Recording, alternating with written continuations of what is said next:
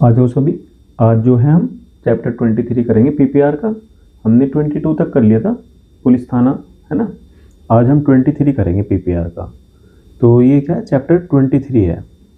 इसका नाम क्या है, प्रिवेंशन ऑफ ऑफेंसेस। ठीक है, यानी कि अपराधों की रोकथाम, ये इसका नाम है। तो कितनी बार ना चैप्टर का नाम ही बता देता है कि इसके अंदर जो हम पढ़ेंगे वो क्या है, वो मतलब उसके जो पॉइंट है पीपीआर पॉइंट्स, उसमें किस तरह की हमें लैंग्वेज देखने को मिलेगी। तो अपराधों की रोकथाम से रिलेटेड इसमें पीपीआर पॉइंट है। तो 23.3 से हम स्टार्ट करेंगे। 20.3, ठीक है। 23.3 क्या कहता है, 23.3 कहता है, इसमें है ठीकरी पहरा। ठीकरी पहरा क्या होता है? ठीकरी पहरा होता है गार्ड ड्यूटी और पिकेट, ठीक है, और निगरानी,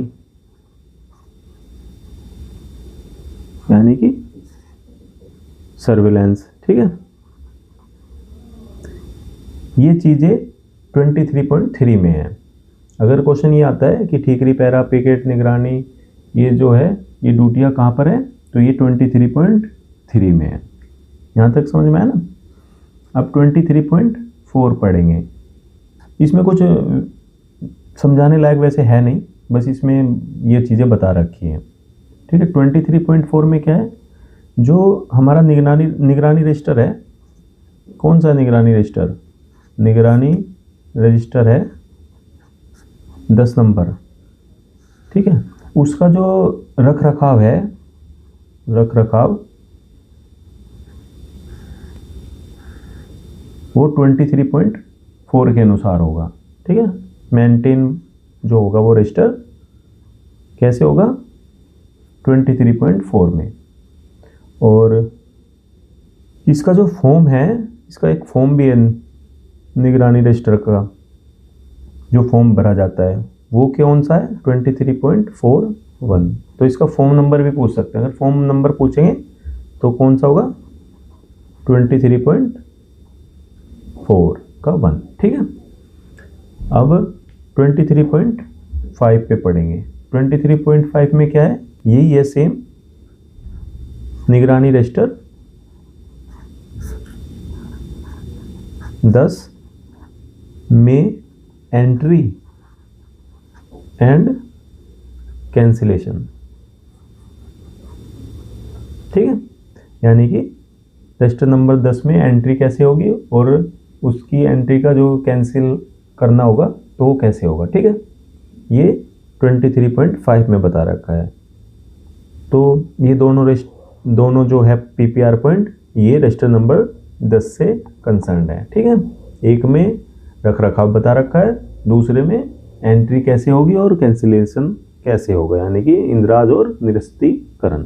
ठीक है, इसके बाद हम फिर 23.8 पढ़ेंगे। सारे पीपीआर पॉइंट हमें नहीं पढ़ने, जो हमारे एग्जाम में 1% भी चांस है किसी पीपीआर पॉइंट का आने का, वो भी मैंने इसमें ले रखा है। ठीक है, 23.8 में क्या है, हिस्ट्री सीट है। देखो, जैसे इसमें बता रखा है कि अपराधों की रोकथाम, तो ये निगरानी रखकर, ठीकरी पहरा लगाकर, हिस्ट्री सीट खोलकर, ठीक है ना, बीसी रोल भेज के, इंफॉर्मेशन सीट भेज के हम अपराधों की रोकथाम करेंगे। तो ये सारे पॉइंट पीपीआर 23 के अंदर है। ठीक है, ऐसे भी हम इनको याद रख सकते हैं। तो 23.8 में क्या है, हिस्ट्री सीट है। हिस्ट्री सीट तैयार करना, अगर हमारे एग्जाम में हिस्ट्री सीट से रिलेटेड या फिर निगरानी रजिस्टर से रिलेटेड, सर्विलेंस और ये बीसी वीसी और इंफॉर्मेशन सेट, तो हमें ये समझ में आ जाएगा कि ये हमारे 23 के ही पॉइंट होंगे। ठीक है, हिस्ट्री सीट तैयार करना, तैयार कौन करता है, एसएचओ साहब। ठीक है, इसमें बता रखा है 23.9 में क्या बता रखा है कि हिस्ट्री सीट किसकी खुलेगी, कब और किसकी खुलती है। ठीक है, ये बता रखा है हिस्ट्री सीट कब किसकी खुलेगी।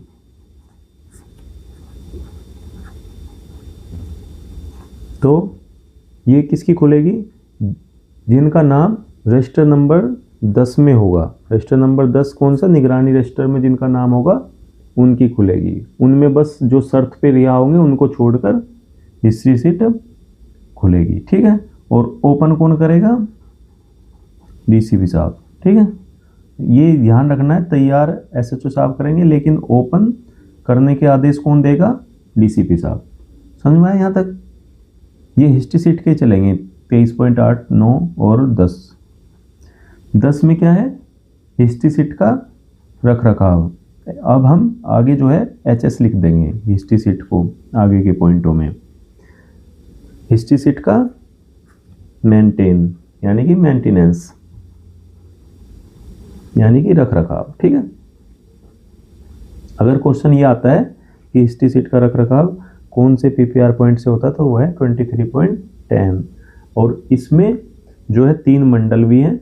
बंडल ए है जिसमें एक्टिव क्रिमिनल का नाम होगा।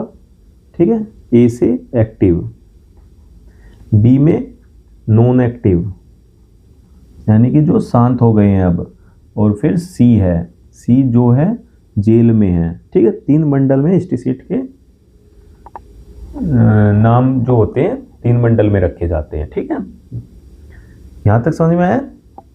चलो अब आगे कर लेते हैं। 23.11 इसमें जो हिस्ट्री सीट की जांच है वो जियोज द्वारा है। एचएस हिस्ट्री सीट की जांच कौन करेगा, जियोज। ठीक है, तो हमारे देखो 8 में क्या था, 8 में था कि तैयार करना, 9 में क्या था किसकी ओपन होगी मतलब कब खुलेगी, और 10 में क्या था रख रखाव था। तीनों चीज़ हो गई, तो अब तीनों चीज़ की जांच होगी, हिस्ट्री सीट की जांच। ऐसे इसको आप याद रखोगे चारों पॉइंट को एक साथ। ठीक है, अच्छा इसमें जो है 4 पॉइंट के बाद 23.12 में हिस्ट्री सीट के साथ साथ पर्सनल फाइल की बात भी आ जाती है। ठीक है, पर्सनल फाइल में शुरू में पूरा ही लिख देता हूं एक बार, पर्सनल फाइल। तो अब क्या है 12 में जो है हिस्ट्री सीट के साथ साथ पर्सनल फाइल का जिक्र भी आया है, और इसमें क्या बता रखा है, इन दोनों का मेंटेनेंस। वहां पर जो था देखो, मैं एक बार फिर से आपको बता देता हूं, 23.8 था, 23.9 था, 23.10 और 23.11 जो यहीं पे लिखा हुआ है। इसमें रिपेयर्ड था। ठीक है, इसमें ओपन था, और इसमें ये था मेंटेनेंस था। समझ में आ रहा है ना, रख रखाव, और इसमें जांच। ठीक है, ये चारों पॉइंट हिस्ट्री सीट के थे, 8, 9, 10, 11। ठीक है, अब 12वें पॉइंट में हिस्ट्री सीट के साथ साथ पर्सनल फाइल की भी बात आई है, तो इनका मेंटेनेंस यानी कि रख रखाव। तो इसके कुछ पॉइंट हैं वो मैं आपको बता देता हूं, जो आपको इस पीपीआर पॉइंट को थोड़ा सा और क्लियर कर देंगे।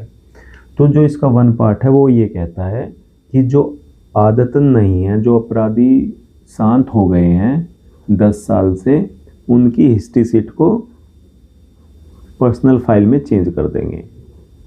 ठीक है, एक और मैं बता देता हूँ, पर्सनल फाइल भी नष्ट हो जाती है अगर वो 7 साल तक शांत है। ठीक है, ये 10 साल का पीरियड है, फिर 7 ईयर का पीरियड है, ख़त्म हो जाती है अगर बंदा 17 साल तक शांत है।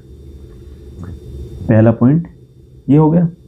दूसरा पॉइंट क्या है कि अगर कोई अपना एड्रेस चेंज कर देता है, एड्रेस चेंज, अगर कोई एड्रेस चेंज कर देता है तो उसी कंसर्न थाने में उसकी हिस्ट्री शीट और पर्सनल फाइल को ट्रांसफ़र कर देंगे जहाँ पर वो एड्रेस चेंज करके रहने गया है। तीसरा पॉइंट क्या है इसके अंदर कि अगर कोई डेथ हो जाती है, मृत्यु हो जाती है, तो उसकी हिस्ट्री शीट और पर्सनल फाइल नष्ट कर देंगे। और चौथा पॉइंट क्या है कि ये सारे आदेश जीओज के आदेश पर होंगे। ठीक है, यहाँ तक कोई डाउट नहीं होना चाहिए, बिल्कुल क्लियरिटी से चल रहे हैं। 4 चीज़ें हिस्ट्री शीट की पढ़ी है और उसके बाद पर्सनल फाइल आई है और शुरू में ही रख रखाव किया है। ठीक है, अब 23.13 अब केवल पर्सनल फाइल रहेगी। एक ये पीपीआर पॉइंट बीच में दोनों का है, हिस्ट्री शीट और पर्सनल फाइल का। ठीक है, फिर उसके बाद केवल पर्सनल फाइल है। पर्सनल फाइल के बारे में क्या बता रखा है इस पीपीआर ने, किसका रख रखाव और इसका निपटारा।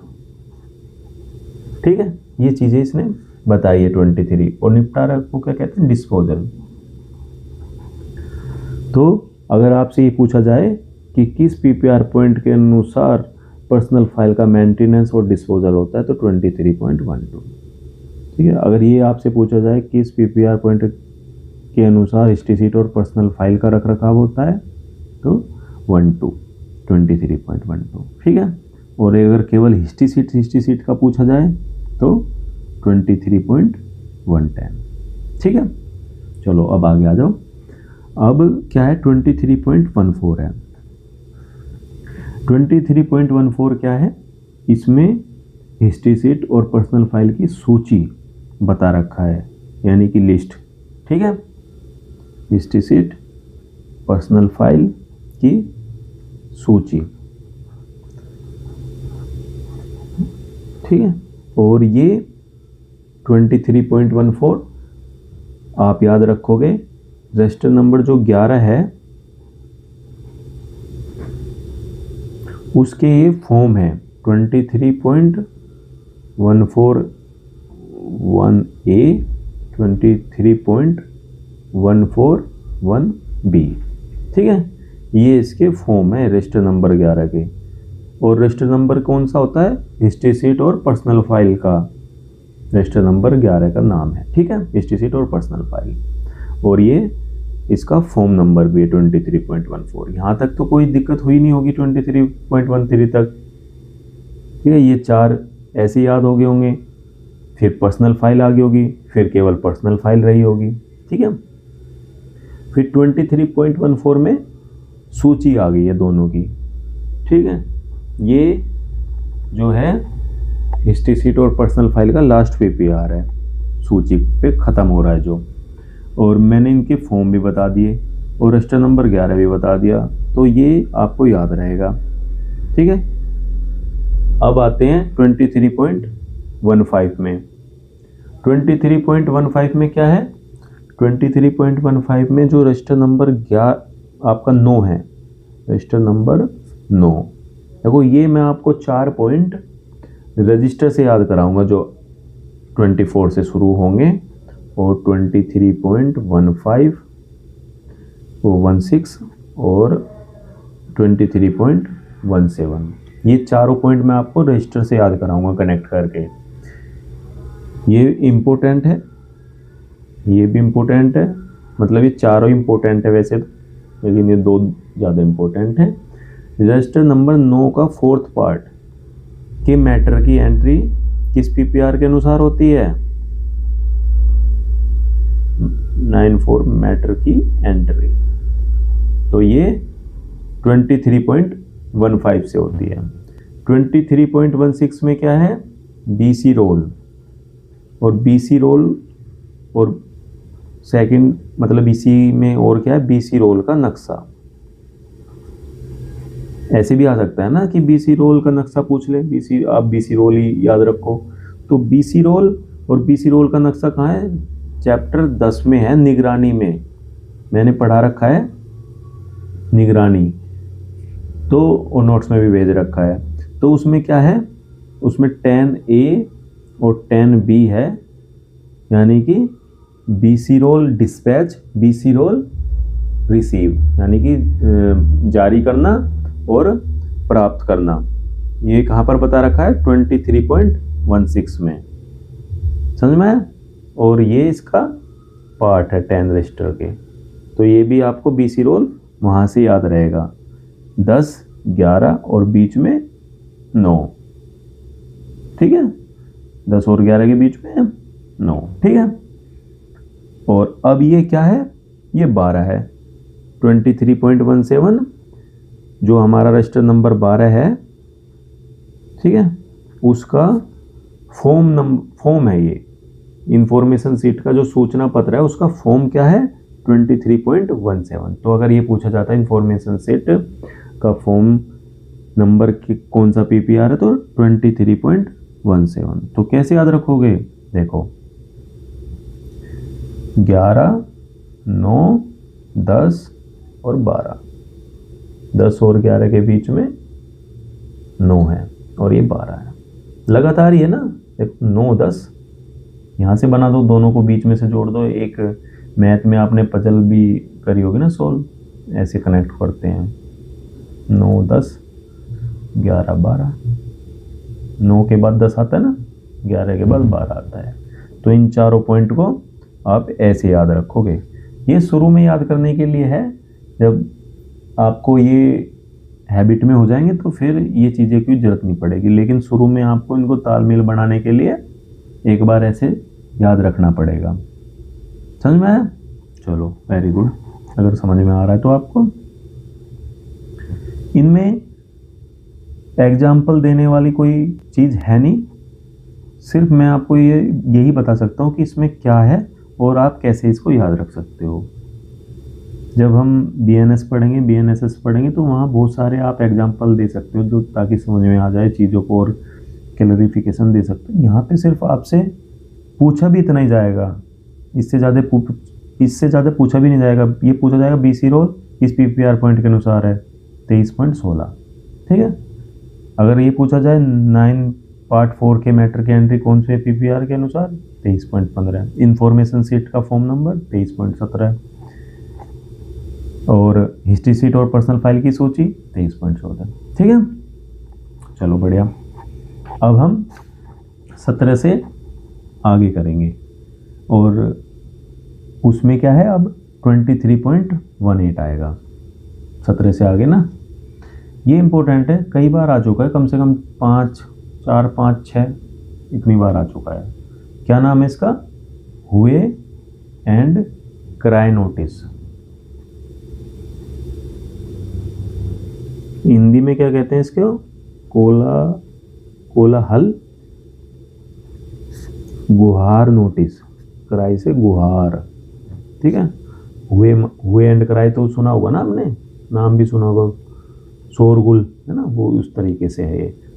इसका क्या यूज़ है, देखो वैसे आपसे इसके बारे में इससे ज़्यादा कुछ नहीं पूछेगा, लेकिन आपको इसके बारे में पता भी होना चाहिए।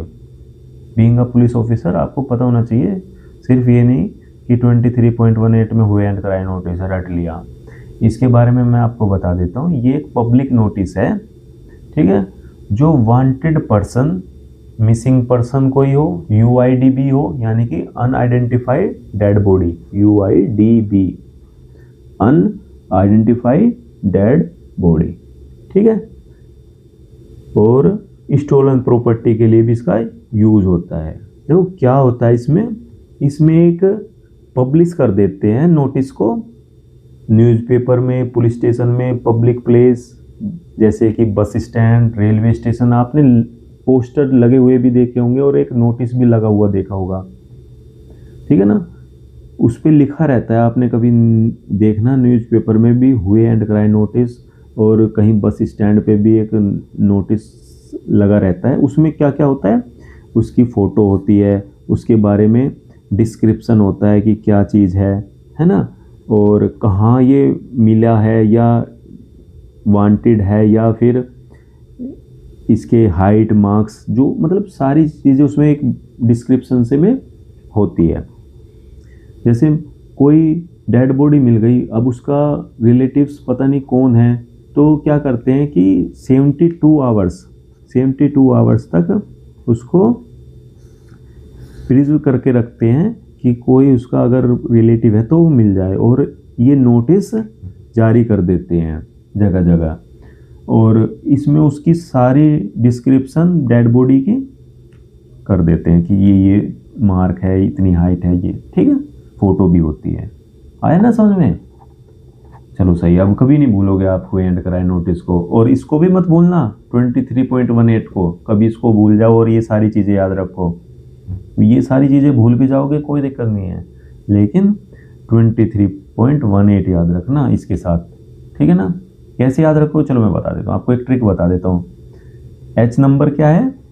8 पे आता है ना एच, और ये 8 है, देखो कितना आसानी से याद हो गया, अब कभी नहीं भूलोगे। आ जाओ, चलो अब आगे आ जाओ। 23.19 में क्या है? गंभीर अपराधों से संबंधित असूचना का प्रचार। कहाँ पर है? 23.19 में है। इसका सिर्फ नाम आपको याद रखना है। जितने भी हीनियस क्राइम है उनकी इंफॉर्मेशन को प्रचार करोगे, उनका मतलब, ठीक है? तो वो कहाँ पर है? 23.19 में है। चलो मैं लिख देता हूँ, है ना? गंभीर अपराधों से संबंधित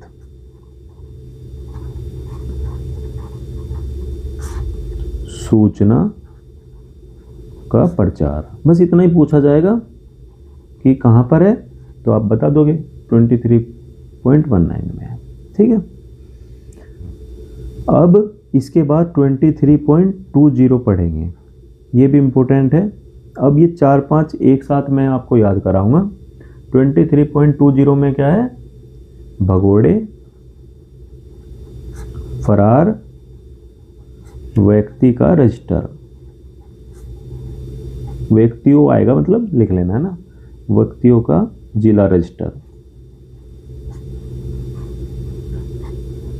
तो वो कहाँ पर है? 23.20 में है। और उसके बाद 23.22, ये 22 बड़ा इंपॉर्टेंट है, ठीक ना? इसमें क्या है? पीओ, जो प्रोक्लेम्ड ऑफेंडर है, ये प्रोक्लेम्ड ऑफेंडर का रजिस्टर है, ठीक है? देखो ये भगोड़े पीओ नहीं है, ठीक है? ये इसमें डिफरेंस है, और ये जिला का रजिस्टर है, ठीक है? और 20 से भगोड़े शुरू हुए, ऐसे एक ध्यान रखना अपने माइंड में कि हम 20 से जो है भगोड़े व्यक्ति के बारे में पढ़ेंगे। और इसका फॉर्म नंबर भी याद रखना इंपॉर्टेंट है, 23.221। अगर ये पूछा जाए पीओ का फॉर्म नंबर कौन सा है, तो 23.221 है। अब इसका जो है आप डबल कर दो, 22 मतलब 2 का 4 कर दो, 2 का 4 कर दो। इसमें क्या है? प्रक्रिया है, पीओ बनाए जाने की प्रक्रिया। देखो सारे बीच के पॉइंट याद नहीं करने हैं, वो आपके एग्जाम में नहीं आएंगे, ठीक है? पीओ बनाए जाने की प्रक्रिया। देखो स्मार्ट स्टडी उसे ही कहते हैं कि हमें क्या नहीं पढ़ना है, ठीक है? अगर आपको ये पता होगा कि क्या पढ़ना है और क्या नहीं पढ़ना है, तो उससे बेस्ट कुछ नहीं है। सारी चीज़ें कोई नहीं पढ़ता है एग्ज़ाम क्रैक करने के लिए, और अगर पढ़ लेगा तो एग्ज़ाम क्रैक भी नहीं होगा, ठीक है? तो पीओ बनाने जाने की प्रक्रिया कहाँ पर है? 24 में है।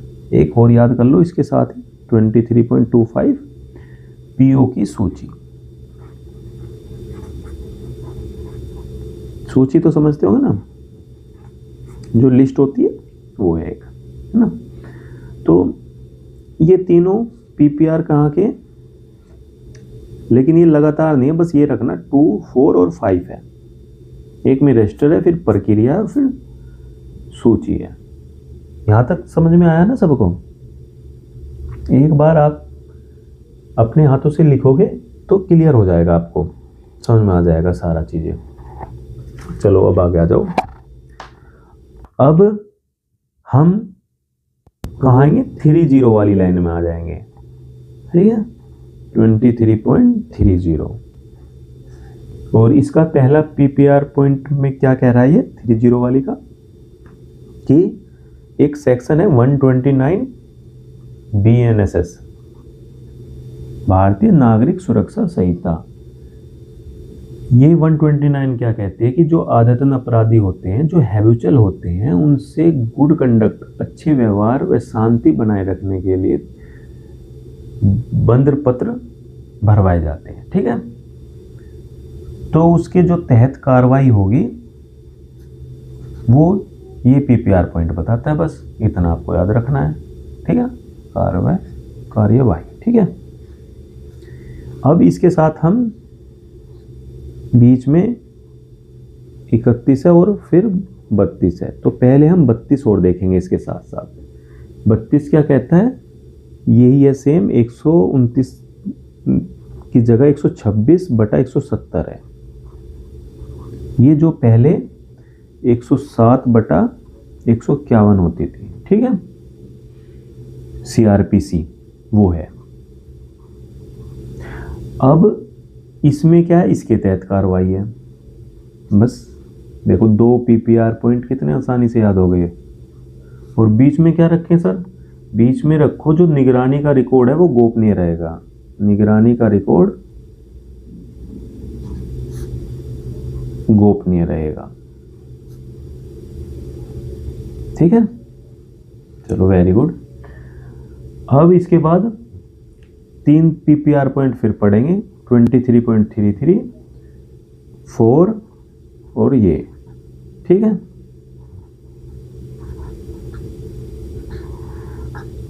इन तीनों को एक साथ याद रखेंगे। 33 से 333 से शुरू करेंगे। इसमें क्या है? जो अभियुक्त है, जो मुलजिम है, जो एक्यूज है, वो रिहा हो रहा है। इन तीनों पॉइंट में क्या हो रहा है? रिहा। रिहा समझते हो? रिलीज हो रहा है, ठीक है।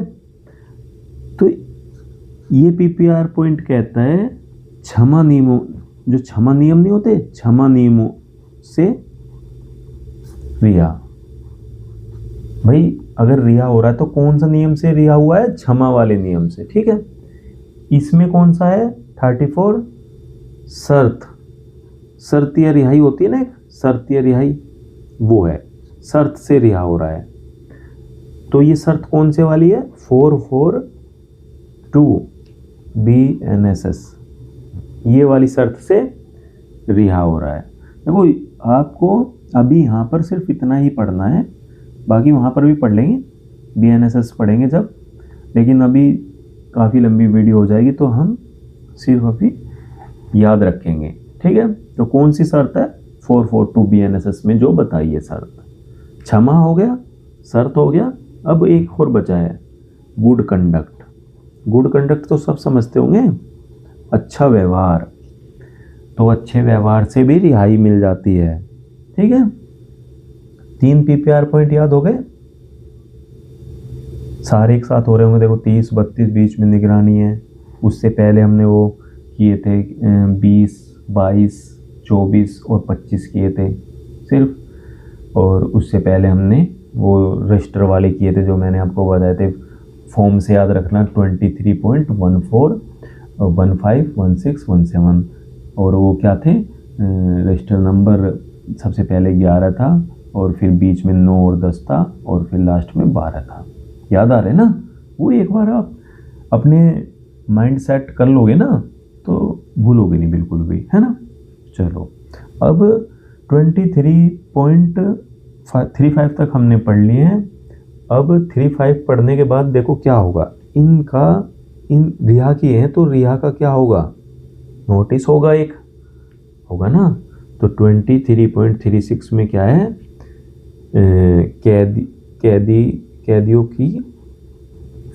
कैदियों की रिहाई का नोटिस। देखो कितना आसान है ना, रिहा कर दिए, रिहाई का नोटिस दे दिया। देखो और इससे बाद में क्या होगा, 37 में होगा रिहाई नोटिस। यहां लिख दो, रिहाई नोटिस प्राप्त होने के बाद, प्राप्त के बाद लिख दो, चलो लिख लेना वो, नहीं तो मैं नोट्स में अपने दे दूंगा। के बाद का प्रोसीजर, का प्रोसीजर, प्रोसीजर तो समझते हैं ना सभी, प्रक्रिया। ठीक है, देखो हो गए ना 3, 2, 5, याद हो गया यहाँ तक। 38 को थोड़ा सा स्पेशल बना दो, 23.38 में सारे काम होने के बाद क्या करेंगे भाई, रिहा कर दिया, नोटिस दे दिया, नोटिस देने के बाद की प्रक्रिया हो गई, और उस प्रक्रिया में क्या बताया है, उस प्रक्रिया में ये बताया है कि इन पर निगरानी रखेंगे। क्या रखेंगे, निगरानी, किन पर, जो कैदी रिहा हुए हैं उनकी वेरिफिकेशन करेंगे। वो कहाँ बताया है, 23.38 में। जो जेल और बेल पे रिलीज होते हैं, बेल पे जो बाहर आते हैं, या जेल से मतलब पूरी सजा काटने के बाद बाहर आते, तो भी उन पर सर्विलेंस रखा जाता है। समझ में आया, मैं समझा पाया। चलो 23.39 ये क्या है, ये है BNSS। देखो ये भी रिहा का ही चल रहा है अभी, BNSS के अधीन, यानी कि प्रोविजन, BNSS के under the provision of BNSS order. तो ये ऐसे लिख लो आप, BNSS के अधीन आदेश पर रिहा अभियुक्त के संबंध में, अभियुक्त के संबंध में, बस इतना याद रख लो। मतलब BNSS के जो प्रोविजन है उनके अनुसार जो आदेश थे उन पे, उसके बारे में यहाँ बता रखा है। तो यहीं तक हमारा 23 चैप्टर खत्म होता है। ये PPR पॉइंट आपको याद करने हैं। याद करने का मैंने आपको तरीका भी बता दिया कि आप भूलो नहीं, ठीक है। और इसके बाद हम कहाँ पर जाएंगे, इसके बाद हम जाएंगे 24 पे। 24 भी कर लेते हैं, ज़्यादा बड़ा चैप्टर नहीं है, साथ में कर लेते हैं ना। चलो आ जाओ। अब क्या, अब हमारा है 24 चैप्टर। ये थोड़ा सा बोरिंग होता है, इसलिए इसको ना कोई भी नहीं पढ़ाता, सब इसको पढ़ाने से बचते हैं। लेकिन इम्पोर्टेंट तो है ये, एग्जाम में तो आएगा हमारे, ठीक है। तो हम अब 24 करेंगे। और इसका नाम क्या है, देखो चैप्टर का नाम भी पूछते हैं, मैंने पहले भी बताया है। तो इसका चैप्टर का नाम भी याद रखना, और चैप्टर का नाम याद रखने के 2 फायदे होंगे। एक तो हमें उस चैप्टर का खाका इमेज हमारे माइंड में सेट हो जाएगी।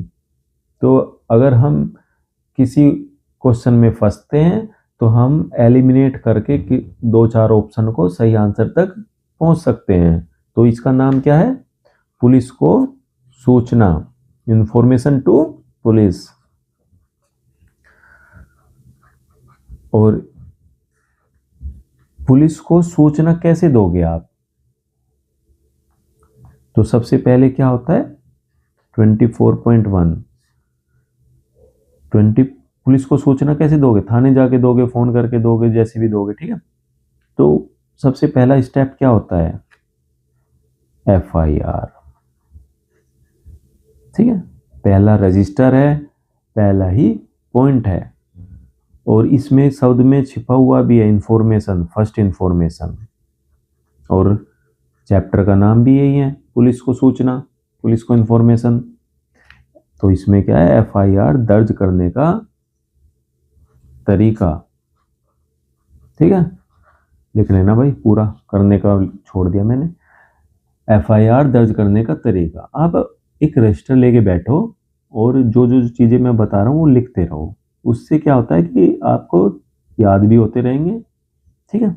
और नहीं तो WhatsApp पे मेरा नंबर है, ये इस पर मुझे मैसेज कर देना 9315940220, ठीक है, इस पर मैसेज कर देना। वहाँ पर मैंने ना नोट्स भी भेज रखे हैं बच्चों को, टेस्ट पेपर भेज रखे हैं, तो वहाँ पे कनेक्ट रहते हैं। तो 24.1 में क्या है, FIR दर्ज करने का तरीका। और यहाँ पे भी मैं इस चैनल पे भी क्वेश्चन डाल रखे हैं, तो उन्हें भी आप ज़रूर अटेम्प्ट किया करो, है ना। आगे और क्वेश्चन उसमें डालेंगे, सब्सक्राइब कर लो, तो उससे क्या आपको इन्फॉर्मेशन आती रहेगी जब भी क्वेश्चन आएगा। आगे 2-2 क्वेश्चन भी डालेंगे उस पर 3-3 दिन में, है ना। 24.2 में क्या है, जो ग्राम का प्रधान है उसकी लिखित रिपोर्ट है, ठीक है। क्या है, ग्राम प्रधान की लिखित रिपोर्ट।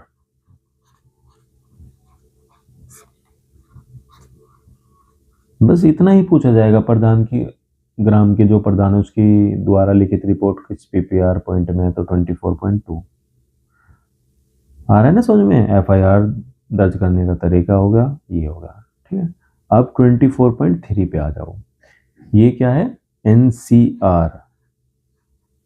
NCR से समझते हो क्या क्या फुल फॉर्म है इसकी, नॉन कोग्निजेबल ऑफेंस, ठीक है। नॉन कोग्निजेबल रिपोर्ट बोल देते हैं, ऑफेंस भी बोल देते हैं, ठीक है भाई, ऑफेंस या रिपोर्ट। हिंदी में क्या बोलते हैं इसको, असंज्ञेय अपराध, ठीक है, असंज्ञेय अपराध की रिपोर्ट। तो जो असंज्ञेय अपराध होते हैं उनकी FIR नहीं होती है, उनकी क्या होती है, NCR होती है। और जो संज्ञेय अपराध होते हैं उनकी FIR होती है। तो कैसे याद रखोगे, देखो पहले संज्ञेय अपराध आएंगे और फिर असंज्ञेय आएंगे। और असंज्ञेय अपराध की जो रिपोर्ट होती है उसमें आप इन्वेस्टिगेशन भी नहीं कर सकते, इसमें इन्वेस्टिगेशन कर लोगे, समझ में आ रहा है ना। इसमें आपको किसी FIR अगर दर्ज होगी है तो आपको किसी से आदेश लेने की जरूरत नहीं, आप तुरंत इन्वेस्टिगेशन करो। ये हमारा BNSS का जो सेक्शन है वो बताती है, ठीक है। और NCR में आप जो है इन्वेस्टिगेशन नहीं कर सकते बिना मजिस्ट्रेट के आदेश के, ये बस ध्यान रखना है आपको, समझ में आ रहा है ना। चलो बढ़िया। 24.4 ये इंपॉर्टेंट है भाई, वो सबसे ज्यादा, अगर इसमें से आएगा तो इसमें से ही यही PPR पॉइंट आएगा। रिपोर्ट के डाउटफुल, दोनों की बात हो गई, संज्ञेय की हो गई, असंज्ञेय की होगी। अब आ जाओ रिपोर्ट के डाउटफुल। रिपोर्ट के डाउटफुल समझते हो ना, संदेहजनक, है ना। रिपोर्ट के डाउटफुल होने पर कार्रवाई, बस क्या कार्रवाई होगी ये बता रखा है इसमें, याद रहेगा ना। चलो अब आ जाओ 24.5। ये कहीं आपने पढ़ा होगा 24.5, याद आ रहा है कुछ, हाँ सर आ तो रहा है। 24.5 का 1 फॉर्म नंबर है ये, और फॉर्म नंबर किसका है, जो रजिस्टर नंबर 1 है FIR उसका क्या है, फॉर्म नंबर है ये 24.5। ये तो हमने पहले भी पढ़ रखा था। तो अब पता चला ये 24 में क्यों आया है फॉर्म नंबर, ये इसी वजह से आया है क्योंकि पुलिस को सूचना दोगे तो वो FIR कहलाती है, और FIR का फॉर्म नंबर कहाँ जाएगा, फिर 24 में जाएगा, ठीक है। 24.6 में क्या है, रेलवे के मामले हैं। अगर आपसे पूछता रेलवे के मामले कहाँ पर है, तो 24.6 में है, ठीक है। अब इससे अगले में आ जाओ 24.7। ये क्या है, ये है केस को रद्द करना। रद्द समझते हो ना, रद्द करना, ये होता है क्वेस करना, ठीक है। और केस को कौन क्वेश कर सकता है? फॉर इंफॉर्मेशन मैं आपको बता देता हूँ, हाई कोर्ट कर सकता है, ठीक है, वो भी फर्स्ट डिवीजन मजिस्ट्रेट। और ये सेक्शन कौन सी है जिसमें हाई कोर्ट कर सकता है? आपसे पूछेगा नहीं, लेकिन मैं बता देता हूँ फिर भी, वो है 528 BNSS। समझ में आया? यहां तक क्लियर हो रहा होगा ना? बिल्कुल, ज्यादा तो नहीं हो रहा है ना? कोई नहीं, आधी आधी वीडियो देख लेना, पहले 23 देख लेना, फिर उनको याद कर लेना, फिर 24 देख लेना, ठीक है। तो 24.7 में क्या है? केस को रद्द करना। ऐसे कनेक्ट कर लेना इन दोनों को, संज्ञा असंज्ञा, बीच में प्रधान की लिखित रिपोर्ट, ये डाउटफुल बता ही दिया मैंने, ठीक है, 4 है इसलिए डाउटफुल है, और ये 6 हो गया और ये 7 हो गया, ठीक है। अब आ जाओ 8। 8 क्या है? 24.8 क्या है? ये है संज्ञेय अपराधों का रजिस्टर। संज्ञेय अपराधों का रजिस्टर, ठीक है।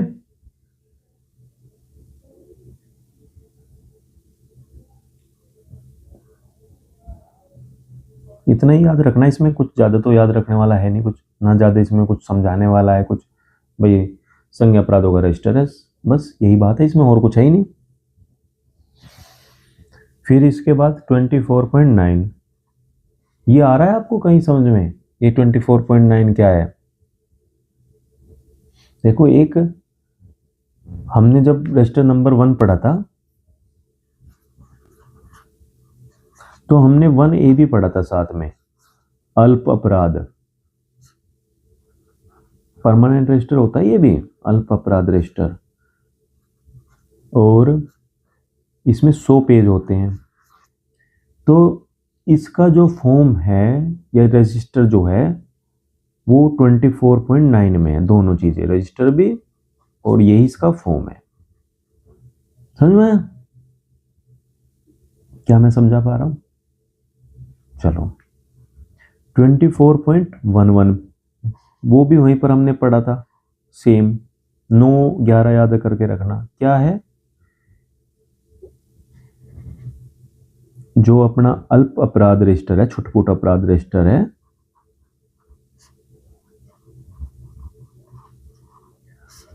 उसका कलंदरा, अगर बात कलंदरे की आती है तो 11, अगर बात फॉर्म की आती है, रजिस्टर की आती है तो 24.9, ठीक है। यहां तक कोई किसी को अगर डाउट हो तो बताओ। अच्छा, अब आ जाओ 24.12 पे। ये तीनों पॉइंट मैं आपको इजी याद करा देता हूं, बिल्कुल। देखो, कहोगे कितना आसान है, तो बहुत ही आसान है। इसमें क्या है? थाने की विशेष रिपोर्ट,